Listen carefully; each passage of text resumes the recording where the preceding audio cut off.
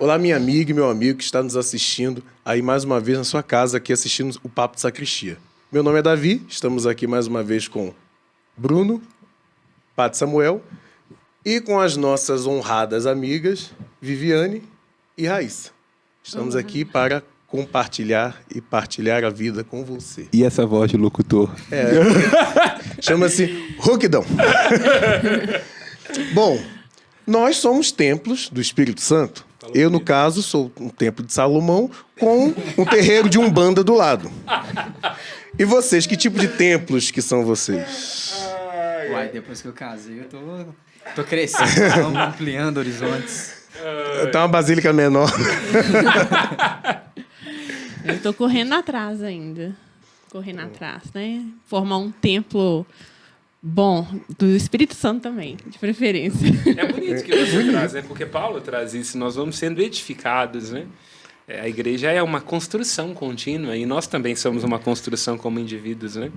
E pegando esse gancho aí do corpo, nós somos um corpo ou temos um corpo? Deixar para as meninas responderem essa pergunta. O que vocês acham? Meu corpo, minhas regras. Meu templo, minhas regras. Eu voto que nós somos o corpo. Nós somos o corpo. Se você pensa que nós temos um corpo, você pode tratar ele ali de qualquer forma. Mas se você sente que ele faz parte de você, né? Que você é mente, corpo, espírito, você já age de maneira que não tem volta. Você pensa assim, não, se eu fizer isso, não tem volta. Então, agora... O corpo não é um apêndice que você quer dizer, né? Não tem como você pensar nele como se você estivesse sonhando com um corpo perfeito ou saudável e não fizesse nada para tal. Eu acho isso. É interessante o que você traz, até me vem à cabeça enquanto você está falando, que essa talvez seja uma tendência do nosso tempo. Porque eu penso assim, em muitos momentos, e vamos falar possivelmente sobre isso aqui, se acusou o cristianismo de desprezar o corpo. Mas você trouxe uma coisa muito interessante, que é, às vezes, uma relação que a gente tem vendo o nosso corpo como descartável, ela pode ser uma relação de desprezo do corpo. Isso mesmo. Independente do que eu fizer, do que eu vestir, do que eu consumo, a gente pode estar dizendo de um dos sintomas contemporâneos, né? Isso. O corpo é dispensável. Tudo vem de acordo com a época que a gente está vivendo também, né? Então, assim, a praticidade que a gente precisou há anos atrás. Mulheres, homens, enfim, a praticidade que você precisou lidar com sua rotina, seu cotidiano, deixou com que a gente deixasse o nosso corpo de lado, né? Que ali você precisa isso. eu preciso só, no caso aqui, planejar a minha semana, correr atrás, ir para o serviço, voltar, estudar. E aí você não faz nada para o seu corpo, você não faz nada para preencher aquilo. Seja corpo, alma e mente. Isso. É interessante isso que você está falando. Eu acredito muito que se nós, por exemplo, vivemos uma vida espiritual ativa, né, religiosa, se nós estudamos, corremos atrás de alimentar a nossa mente também intelectual, a gente também precisa estar em dia com o nosso corpo. Não estou falando de estética, Mas né? acho que uma coisa não se opõe à outra, que é de jeito nenhum. Espiritual e mental e o Nunca, corpo. pelo contrário. Eu acredito muito na ideia de que se seu corpo é forte, eu não estou falando de forte, fortaleza, assim, né? Do dom do Espírito Santo só não. Estou pensando que é músculo. Eu estou falando de músculo mesmo. Você falou tudo. Gostou, né? Eu estou falando de força, de onde você hoje em dia consegue não, força. Você também, não, viu? Onde você consegue força hoje? Eu não mexo com serviço pesado. Então, antigamente você podia até ter, assim, pessoal que mexe na construção, né? Capina de lote. Eu estou falando de serviços braçais, né? Mais pesados. Você carregar peso, enfim. Isso aí te deixa forte. Mas, hoje em dia, é muito difícil você... Está todo mundo inserido nesse contexto. Então... Eu tô falando de academia mesmo, gente. Academia. Tô falando de... Não é só de caminhadinha, não. Não é só de... Eu vejo quando você fala isso, assim, tem uma questão nessa... Você começou a comentar, né? Sobre colocar o corpo para estar ativo num tempo que a maioria das pessoas ela fica muito parada, e parada mesmo fisicamente de se movimentar pouco. Você tem alguns hormônios, inclusive, que são liberados no organismo que só acontecem quando você está ativo. Com certeza. E isso promove um equilíbrio. Então, por exemplo, né, não adianta eu viver uma vida em que, vamos supor, eu saio para trabalhar e nesse trabalho eu me estresso, eu canso mentalmente, psicologicamente, e aí eu também vou para o outro lado, né? Vou ter um momento de lazer com alguma coisa que também vai ser somente mental, buscando... e não coloco o meu corpo, né, para poder trabalhar. Isso gera um desequilíbrio a médio e longo prazo. Falamos de Setembro Amarelo, né? Acho que há esse paralelo, quer dizer, em que medida a negligência do corpo pode gerar desordens psíquicas, como depressão, ansiedade. Sim. Mas você ia falar, Pedro?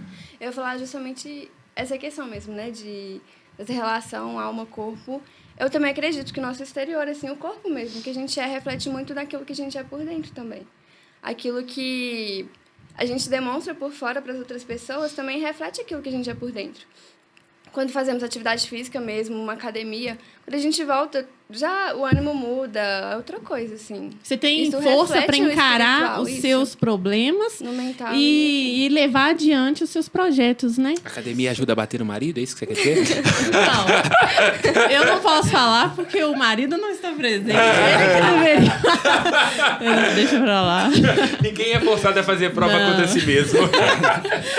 Mas o que eu vinha falando como você quer resolver os seus problemas, né? Ou colocar em prática os seus planos, seus projetos, educar seus filhos, empreender, enfim, todas essas funções, né, da nossa vida, se você não tem preparo, sabe? E isso pode parecer muito assim...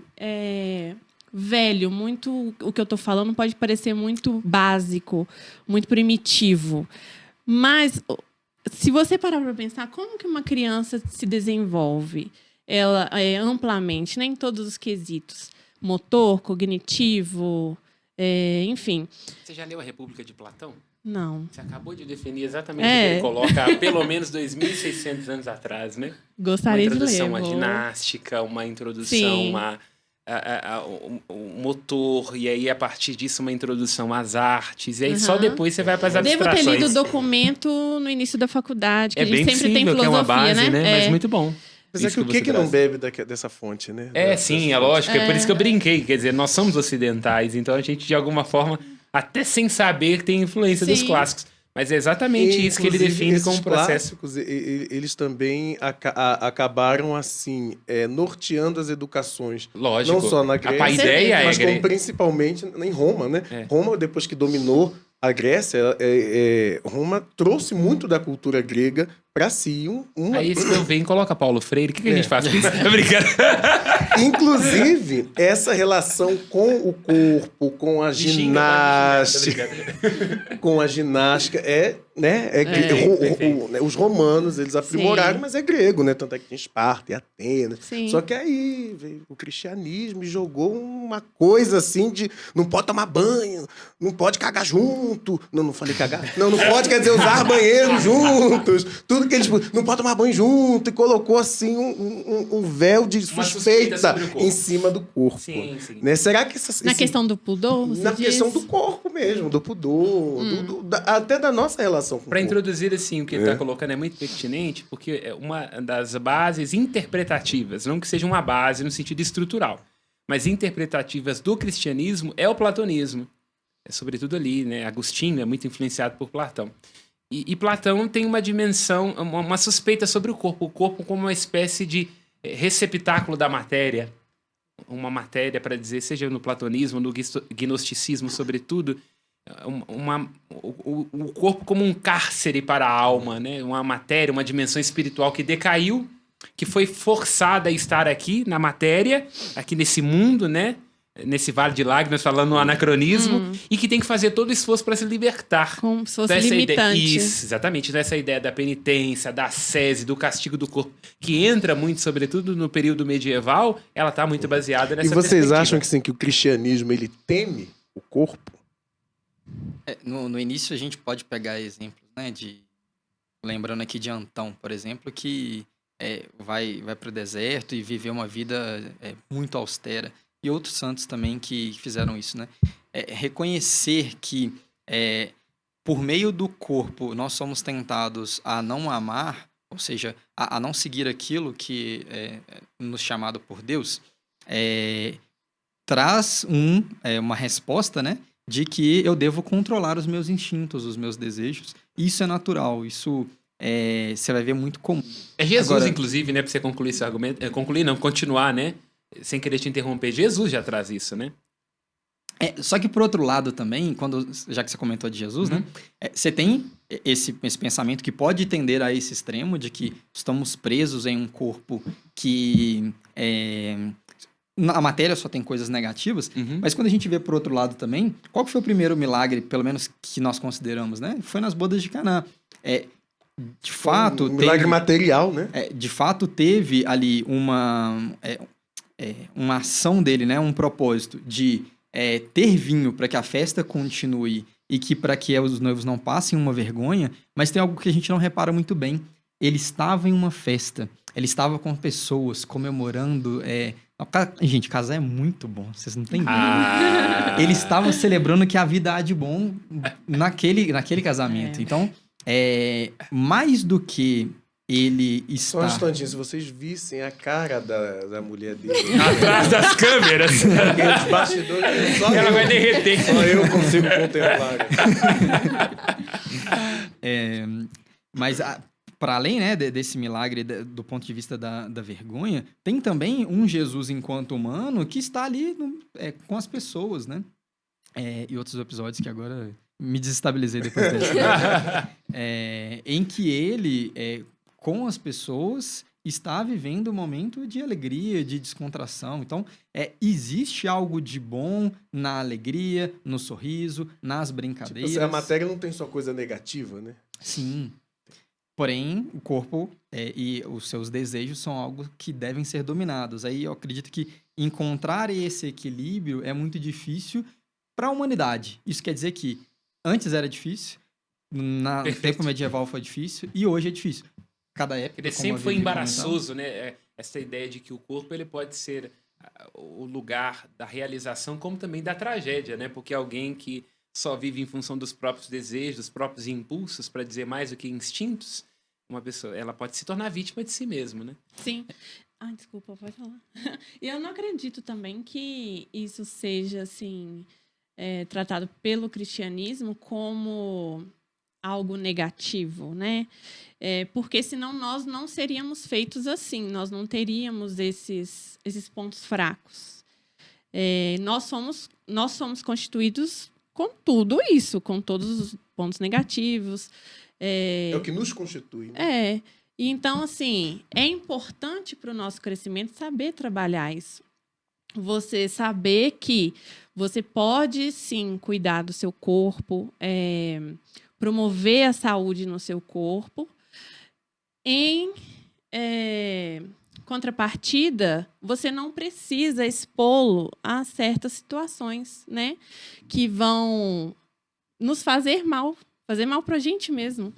Então, assim, se eu me coloco numa situação de vulnerabilidade, né? Eu como mulher, eu tenho total consciência do que pode acontecer comigo naquele momento, sabe? Eu não vou negar... Um momento, assim, de exposição, de um excesso de exposição. Eu sei o que vai acontecer. Então, assim, vamos supor, vou te dar um exemplo, tá bom?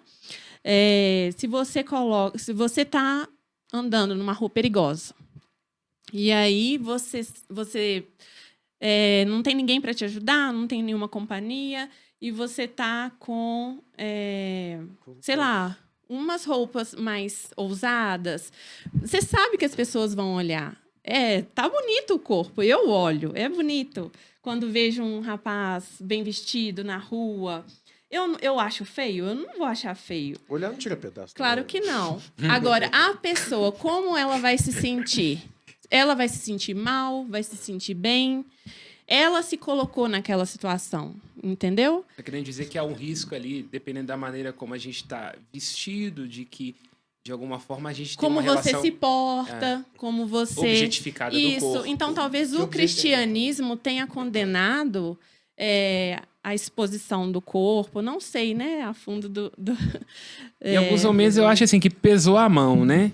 Eu diria, do ponto de vista de que uma ênfase excessiva sobre a modéstia, por exemplo, ela pode ser adoecedora. Cito um Com caso certeza. que aconteceu, por exemplo, relativo ao cristianismo, que tem muita influência nas nossas Minas Gerais, que é o caso do jansenismo. O jansenismo chegou a mudar, por exemplo, a própria expressão iconográfica. Chega em igrejas antigas, por exemplo, onde o crucifixo está com a mão assim, né? De tendência jansenista, por dizer, não é o Cristo Redentor que acolhe a todos, né? Não pecado, mas acolhe a todos. Sim. Mas é um Cristo muito seleto. Então, a ideia de suspeita sobre o corpo, a ideia de uma condenação clara e evidente ao prazer, né?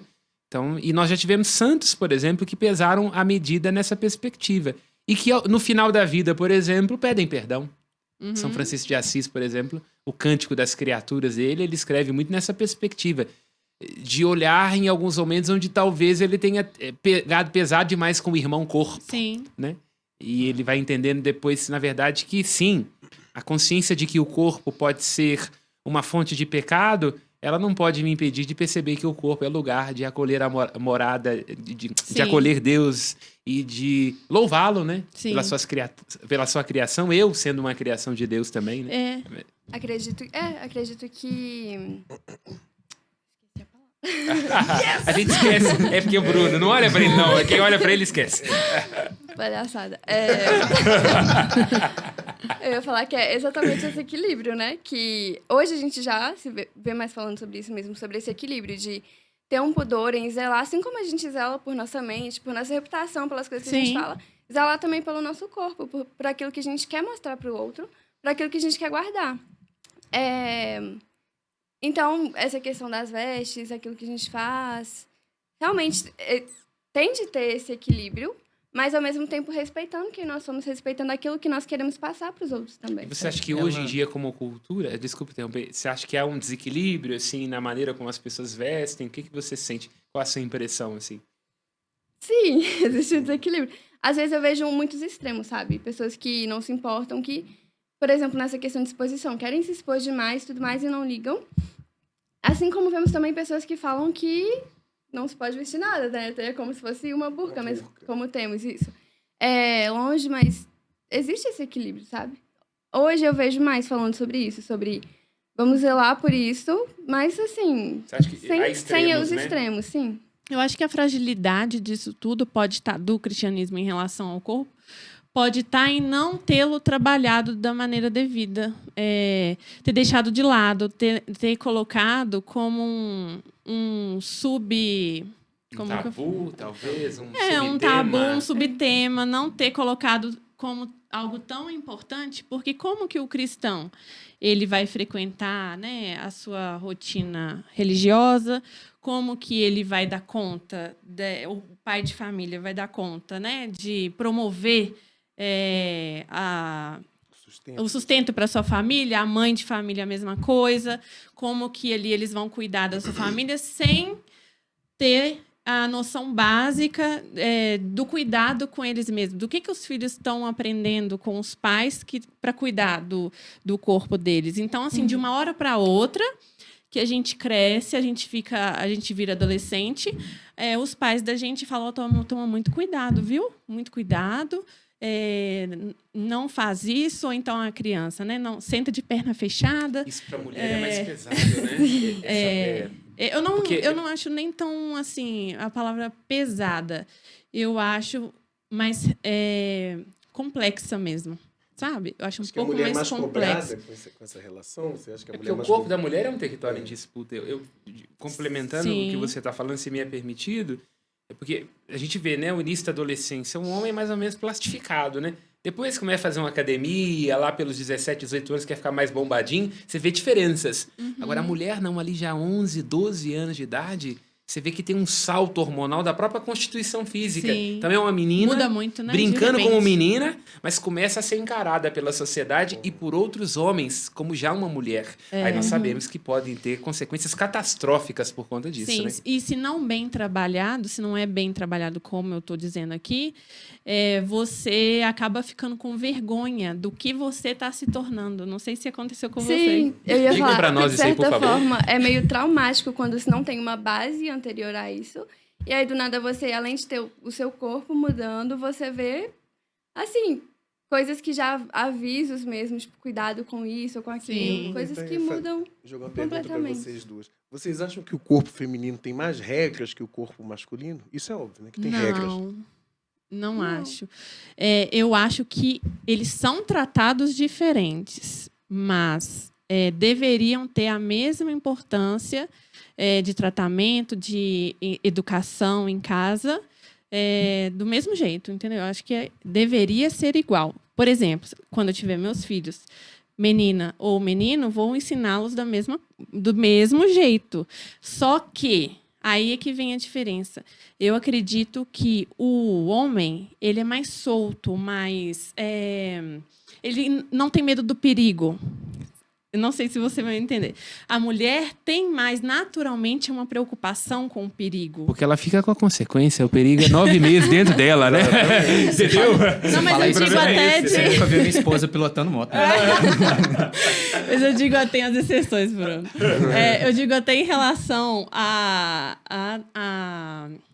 tudo mesmo, esporte, radical. A tendência, gente, pelo amor de Deus, eu não estou falando que é isso ou não é. Tem as exceções. Eu estou falando no geral. A tendência natural do homem é correr mais risco do que da mulher. Então, por exemplo, meu marido outro dia... Vivi, mas como que eu vou brincar com a nossa menininha? Já Como que eu vou brincar? Eu tenho que aprender agora como que eu vou brincar com ela. Se fosse menino, seria fácil. Aí Muito ele... boa, muito bem. Eu falei, Thompson, você vai brincar do mesmo jeito que você brincaria com o menininho. Depois eu parei pra pensar. Aquele meme assim, não vai não. Eu não acho que vai ser do mesmo jeito, não. Porque vão ser brincadeiras mais perigosas. O homem, naturalmente, tem esse desejo por aventura, desafios. E geralmente, entendeu? desde criança, os meninos adoram brincar. É luta. Isso mesmo. São brincadeiras Sim. brutas. Um puxa o outro, um empurra o outro, um taca alguma coisa no outro. Essa mulher- Quando eu vi, então ela em Caxias. Nossa senhora. Aí atira porrada e coisa, bomba. atira alguma coisa no... Então, assim, eu acredito que a mulher, ela tem a tendência a ser mais... a pensar mais, a ter uma visão mais ampla, né? Do que aquilo pode acontecer. Será que se eu fizer isso aqui eu não vou machucar feio? Então, é uma proteção mais instintiva, tá? Eu posso estar falando mentira aqui, mas é Não, o que eu acho que faz todo acredito. sentido. A minha percepção é que, nesse sentido, eles são muito diferentes. Você comentava sobre Não Se Fala do Corpo, eu queria mandar um grande abraço pro, agora sim, saudoso São João Paulo II, que nos trouxe a maravilhosa teologia do corpo. Então, assim, para dizer que se alguém pensa que a igreja não fala de corpo, cara, é um livro só desse tamanho aqui, mas vale a A Nelly igreja gosta Barros de que... Tem vários corpos dentro da igreja, de baixo, alguns incorruptos, alguns em catacumbas. A igreja gosta de corpos. A Idade Média Não, mas assim, o corpo da mulher e do Chama homem... ele de herege. Não precisa ficar comedido, não. O corpo da mulher e do homem são muito diferentes, né? Se a gente pensar que nós temos uma base judaica, o cuidado e as regrinhas, né, com a mulher, por causa da menstruação, elas eram muito maiores. A forma que o homem, hoje em dia, vai ao banheiro e pode... não estou falando que não tem que ser asseado, né? Mas a forma é muito diferente. Diferente, assim, de completamente. limpeza, de se preocupar nesse sentido. E eu concluí porque com tudo nosso esse é mais ponto, né? externo, né? Aí fica mais fácil. Sim. O ser externo. Concordo com o fato de que a dignidade do corpo do homem e da mulher é semelhante, os dois têm a responsabilidade Isso mesmo, a dignidade. semelhante. É verdade. Porém, é inegável, né? Assim, se a gente pensar, o homem, às vezes, ele tem uma tendência maior a ser saído do ponto de vista sexual, porque ele, não enxergando a graça que é da formação de um novo bebê, ele pode, do ponto de vista físico, estar afastado daquilo. Com certeza. Ah, Ele só enxerga a graça de fazer. Daquele do bebê. cuidado, né? Se bem que Desculpa, família dos devotos, desculpa. se bem que tem a galera falando aí hoje em dia sobre esse negócio da mulher também poder estar livre do bebê que tá na barriga, mas eu vou deixar pra lá. Isso é tema para outro momento. Que também acaba sendo, né, não é propriamente o tema, mas é justamente nessa perspectiva de entender, por exemplo, que um feto, independentemente da sua constituição, não é uma extensão da mãe. Então, isso é uma cláusula pétrea para nós como cristãos. É lógico, refletindo sobre as circunstâncias, refletindo sobre uma estrutura social de indiferença à mulher, refletindo sobre toda a dor psicológica de carregar uma gravidez indesejada, tudo isso tem que ser devidamente refletido. Agora, a vida é o princípio de todos os direitos, é o princípio invólucro, continente. Se não protege a vida, qual é o fim dos outros direitos? Então tem o mínimo cabimento de nós aceitarmos uma coisa dessa como cristãos. E agora, para endossar um pouquinho mais o nosso debate aqui, como é que a igreja enxerga os corpos dos seus fiéis? Como templos, como máquinas, como prisões? Depende da época, né? Bom, do ponto de vista da igreja enquanto instituição divina, santa, o próprio Deus se fez corpo, se fez carne. Então ela tem que ter a reverência porque é a grande casa do fundador, né? O CEO da empresa quis morar num corpo. O verbo se fez carne, tenda, lá no grego, e veio morar entre nós, né?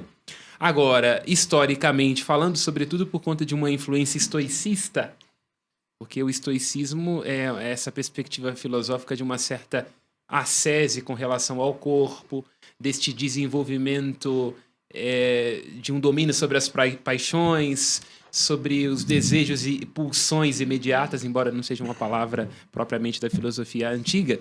Então a igreja assumiu isso e gerou coisas problemáticas, né? Para citar o queridinho, né? Gosto muito, que é Nietzsche. Ele critica o cristianismo como sendo uma espécie de perspectiva negativa sobre o mundo, sobre o corpo, sobre a vida.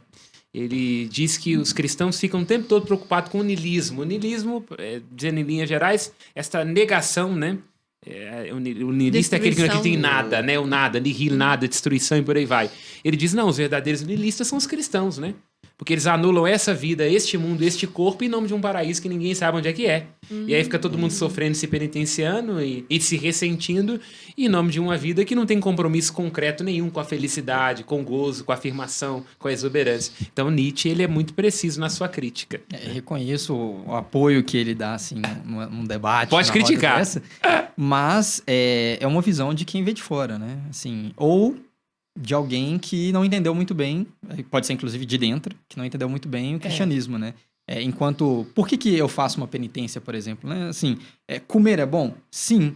É para comer carne de porco? Sim. Mas por que não comer na sexta-feira? Tipo assim, e aí entram essas questões, né? Por que eu deixo de fazer algumas coisas? Para poder aprender, ter autocontrole, ser capaz de controlar os meus instintos para não levar ao pecado. Comer a carne é um pecado? Não. Mas deixar de comê-la me ajuda a combater os pecados. Só que Nietzsche Agora, gostava a questão muito disso. Inclusive, ele dizia que o cristianismo transformou o homem numa coisa medíocre. Decadente, né? Mas essa perspectiva está coberta de razão. Agora, nós não podemos nos furtar ao fato de que ao longo da história já houve momentos problemáticos com relação a isso. Do ponto de vista de penitências sangrentas, do ponto de vista de neuroses absurdas que são desenvolvidas, e até essa é a base do início dos estudos de Freud, de mulheres, por exemplo, que não conseguiam ter uma realização sexual afetiva por medo do prazer. Então, até que ponto esta ideia que é boa, de uma contenção dos impulsos que são destrutivos, e aí acho que até a própria psicologia concorda com isso, né? Porque o desejo também para Freud tem uma dimensão trágica, porque ele está sempre aquém, não é? Quando a gente se realiza, a gente fica, era só isso. Quando não realiza, a gente começa a sonhar com aquilo. Mas em que medida eu posso ter um exercício religioso que pode ser castrativo? E aí é tudo muito certinho, tudo muito limpinho, tudo muito inho, e eu termino matando. Para citar um exemplo que eu iria falar antes de você começar a falar, né, a sua exposição. Antes de eu te interromper, você quis dizer? Não você interrompeu, não. Você estava concluindo seu argumento. Quando, por exemplo, Jesus tem um ato que era um absurdo para o mundo antigo, que é deixar uma mulher hemorroísa tocá-lo. Ela tem que tocar por trás, porque a consciência, o tabu do mundo antigo, judaico, se uma mulher sangra, eu não posso tocá-la. Não tinha muito conhecimento sobre patologia, sobre doença. Uma mulher que sangra, sangue é morte, imagina. Né? Tanto que um judeu ortodoxo ainda hoje, já falamos isso aqui, repita, ele não dorme na mesma cama da mulher. Porque se ele não sabe o dia que ela vai ficar menstruada e ele pode ficar impuro, por via das dúvidas, eles dormem separados. Então, Jesus quebra Por isso. que os casamentos duram mais, né? Possivelmente, entre judeus. E Jesus quebra isso. E ele mostrando justamente que não, a mulher que está vertendo sangue pode me tocar. Por quê? É aí que eu estou querendo dizer. Nós podemos ter um exercício religioso que ele pode se tornar fariseu, ele pode se tornar excludente, ele pode se tornar neurótico, nessa fixação com a pureza, com o limpo, com o ascésico, não pode, e aí termina virando do avesso a religião, né? E você, gerando agora, doença. Agora jogando assim para vocês acham, como que vocês acham que a sociedade enxerga o corpo? Como máquina, como objeto, como algo sagrado? Com certeza algo sagrado eles não enxergam, mas Eu ia falar disso quando a Raíssa comentou que algumas coisas a gente mostra e outras coisas a gente esconde. Isso me chamou muita atenção quando ela falou isso. E quem, no meio de nós aqui, é universitária ainda, que estuda e vive esse ambiente que normalmente é o das novas ideias, né? Da mente aberta e tudo mais. Eu queria Tão aberta saber... que o cérebro pula pra fora, Bruna? Tá tão aberto que o cérebro vai pra fora e some, né? Mas eu queria saber, assim, ela tá mais próxima do que o mundo diz sobre essas coisas. Com certeza. Ele tá dizendo que você convive com o diabo, pode falar. O que quis dizer?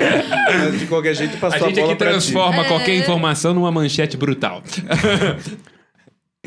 Assim, realmente essa visão é bem diferente, né? No meio cristão, no meio universitário, é total extremo. O que eu vejo é realmente isso, uma sociedade que tem uma visão de corpo como objeto mesmo, sabe? Como algo que pode ser usado e descartado logo depois.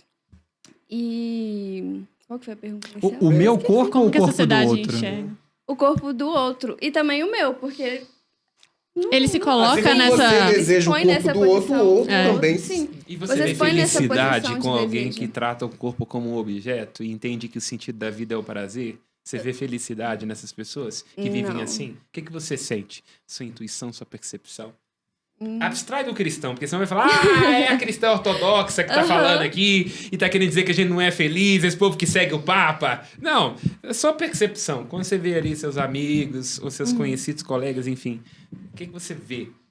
Eu acho que tá buscando uma felicidade que nunca vai ser encontrada, sabe? Nunca vai ser saciada. Porque quando você tem prazer, você quer alcançar cada vez mais prazer. E isso nunca vai chegar a um total, sabe? A um limiar, assim. Como se fosse uma droga, né? Sim, é como se fosse uma droga. E a gente que nunca as vai estar doses vai preenchido. buscar vão cada vez sempre- mais e nunca vai isso. preencher. Aí, nesse ponto, Tomás de Aquino concorda com Freud. Porque, inclusive, por isso que eu falei com o Bonan que você estava falando, sobre a questão de ser um instinto. Tanto Tomás de Aquino quanto Freud, embora Tomás de Aquino não tenha as mesmas categorias, nós não somos seres de instinto, nós somos de pulsão. Porque o instinto é assim, você está em cima do cavalo, ele sente o cio da égua, pula do cavalo, porque ele monta em cima dela com você junto. Pulsão não, é isso, nunca tem fim.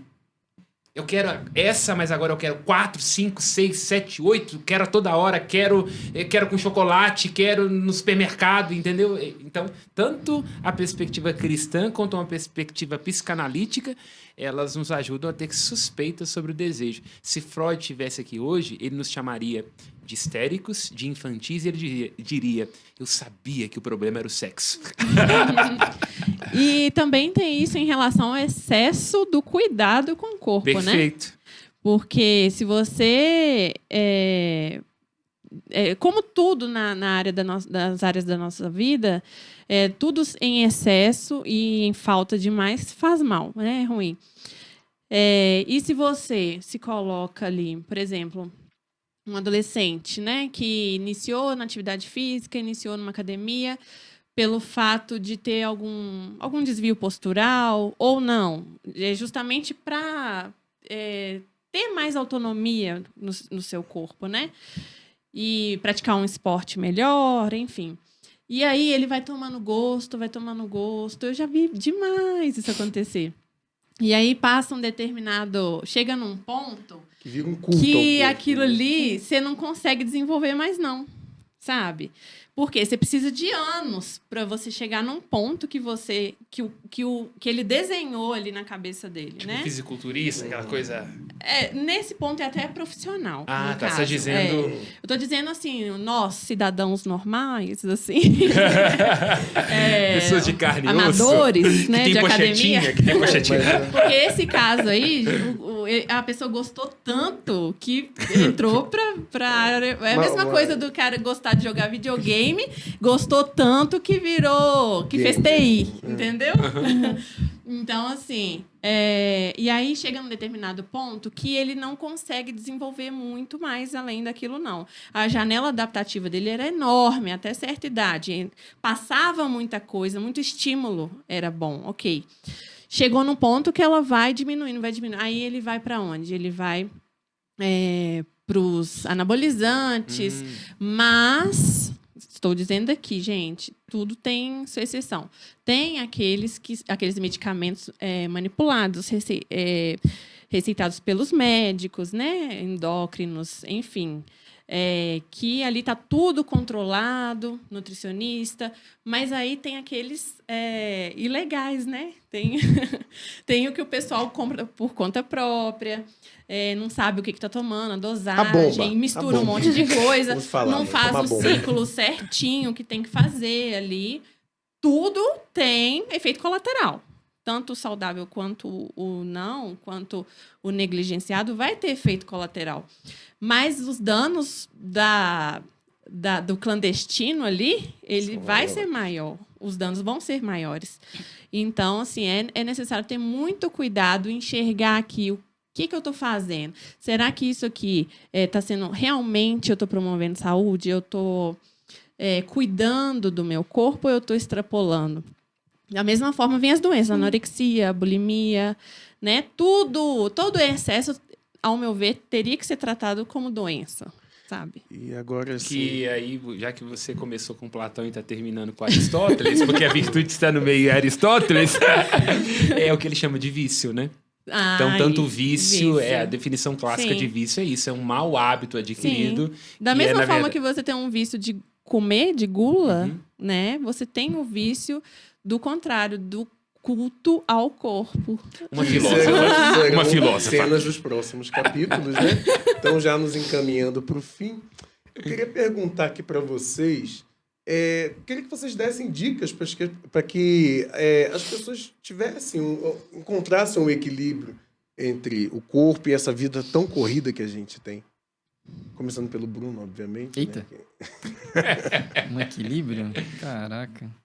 Façam caminhada todos os dias. Não, todos os dias Qual que é o seu equilíbrio, Bruno?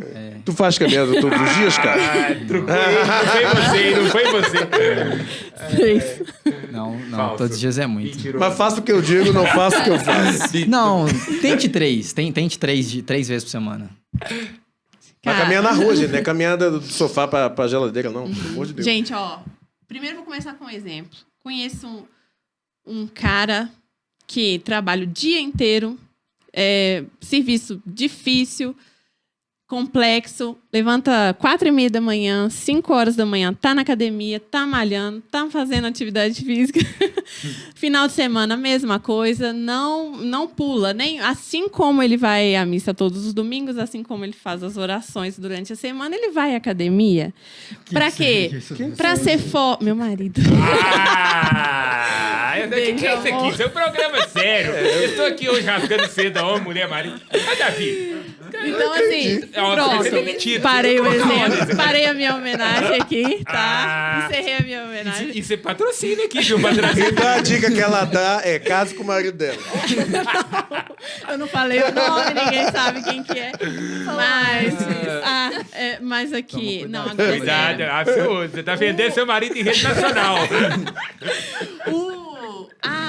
o que eu posso sugerir, né? Eu, como profissional de educação física, eu diria que, da mesma forma que você se preocupa com a sua vida intelectual, com a sua vida espiritual, você deveria também se preocupar com o seu corpo.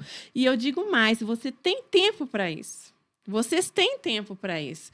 Eu não estou falando assim, eu ficar 1 hora na academia, eu ficar, sei lá, praticando esporte, é caro, não sei o quê. Gente, se você parar ali meia hora todos os dias e fazer... Tem várias coisas no YouTube mesmo ensinando, sabe? Várias coisas. Você precisa se preparar, você precisa ser forte. E pode ter certeza, quimicamente, fisiologicamente, biologicamente, isso vai trazer benefício para você, vai trazer benefício para o seu desenvolvimento intelectual e espiritual também. E não tem erro, não tem volta. É 8 ou 80. Ou você faz e tem resultado, ou você não faz e não tem nenhum resultado. Quais são as 4 virtudes cardeais para Aristóteles? Prudência, temperança, justiça e fortaleza. Ela é aristotélica do começo ao fim. Velho. Porque deixa Aristóteles saber disso. A temperança falou de fortaleza e terminou com justiça. Ou é ou não é? Raíssa, Não tem erro, não. Uma aula de Aristóteles. Raíssa, seus 2 centavos para nós. É justamente isso. Busquem fazer atividades físicas. Busque profissionais da saúde. Doença não é falta de Deus. Doença é real. Então, se necessário, busque profissionais de saúde. Eles estão aí também a serviço de Deus, de certa forma, para cuidar do próximo. E cuide de si mesmo. O seu corpo também é seu templo, também é casa de Deus, né? Também é o templo mesmo de Deus. É onde Deus habita, ele precisa ser bem cuidado, assim como nossa alma. Padre Samuel? Alto flagelo? Silício? Não.